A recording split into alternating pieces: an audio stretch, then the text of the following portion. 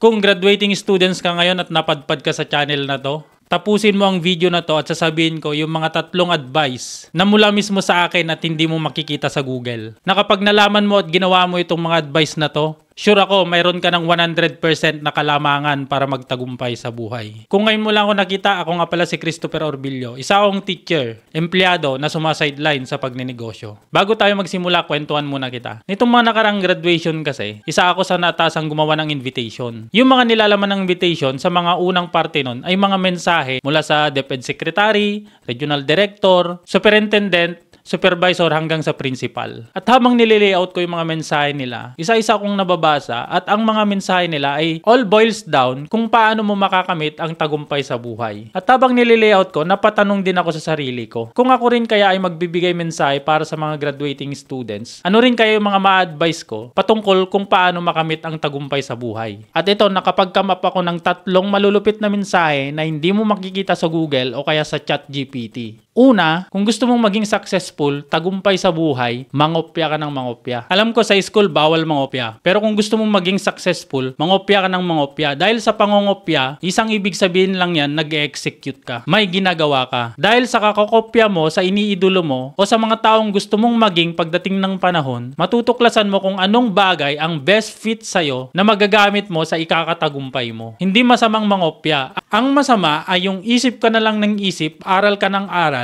at wala ka nang ginagawa kung paano ka magtatagumpay sa buhay. Make sense ba? Bigyan kita ng example. Kilala mo ba si Jackie Chan at si Bruce Lee? Nauna nang sumikat si Bruce Lee sa larangan ng Kung Fu film. Hindi pa nun sikat si Jackie Chan. At somehow, si Jackie Chan, iniidolo niya si Bruce Lee. At sa kagagaya ni Jackie Chan kay Bruce Lee patungkol sa Kung Fu film, natagpuan niya yung swak at best sa kanya na style na action comedy. So anong nangyari sa kanya? Sumikat din siya at naging successful. Pangalawang mapapayo ko, maging pabida ka, galingan mo lang ng galingan dyan sa ginagawa mo. Huwag mong pakinggan yung ibang tao na sinasabi nila, pabida ka naman masyado. Huwag mong pakinggan yung mga yun, mga linta yung mga yun. Unti-unti nilang sinisip-sip yung lakas ng loob mo na mag-execute at galingan ng galingan hanggang sa matuklasan mo yung bagay na swak talaga para sa'yo. Para sa akin, peste talaga yung salitang yan eh. Yung pabida ka naman masyado. Kaya sa classroom, kung merong recite ng recite, tapos sinabihan ng pabida, nagagalit ako sa estudyanteng nagsabi nun eh. Sa pagkamit ng tagumpay, kailangan mong mag-execute ng mag-execute. Galingan mo ng galingan, gawa ka ng gawa. Maging pabida ka. Dahil ang tagumpay ay kinikilusan, pinagbibidahan. Hindi lang yung tahimik ka na lang dyan sa tabi at nangangarap na lang. Walang mangyayari sa'yo dyan. Pangatlong mensahe ko para sa'yo bagong graduate. Matatagpuan mo dyan sa inuupuan mo. Dyan sa inupuan mong Uratex na monoblock, bawal marupok. Ang tagumpay ay hindi nakukuha sa isang pitik lang. Walang overnight success. Ang pagkamit ng tagumpay ay matagal at hindi madali. Susubukin ka ng mga problema, mga challenges along the way. Susubukin yung attitude mo, yung karakter mo, kung nababagay ka nga ba na pagkalooban nito. Kaya habang binabaybay mo ang daan tungo sa tagumpay, kailangan mong lakasan ang loob mo. Tatagan ang puso't isipan mo. Bawal marupok. Naniniwala ako, napakalaga ang diploma, pati na rin ang diskarte. Pero kung wala kang pribilehiyo ngayon na unahin ng diploma, dumiskarte ka muna. Kung tingin mo meron ka namang kakayahan na unahin ng diploma sa ngayon, pahalagan mo naman at pagbutihan na makamit ito. Alang-ala sa sakripisyo ng mga magulang mo. Bilang panguli sa graduation message na to, isa ako sa magsasabi na ang diploma at diskarte ay hindi dapat pinagpipilihan. Dahil parehas kailangan yan kung gusto mong makamit at maabot ang tagumpay sa buhay. Ang totoong tagumpay na hindi lang para sa pansariling kapakanan, kundi pati rin ang makatulong sa iba. Congratulations and happy graduation sa'yo. Galingan mo lang ng galingan. At kung magkamali ka man, okay lang yan. Huwag lang ang pagkakamali na hindi mo na maitatama. Ito yung makabuntis ka o kaya mabuntis ka nang hindi mo mahal. Isama mo na rin yung pagkakamali na malulung ka sa bawal na gamot. Alam ko may natutunan ka sa videong ito. Iwanan mo naman ako ng heart, like, comment, at paki-follow mo na rin yung aking page. Muli, ako si Christopher Orbillo na nagsasabing tagumpay darating din yan nang hindi mo na mamalayan. Basta araw-araw,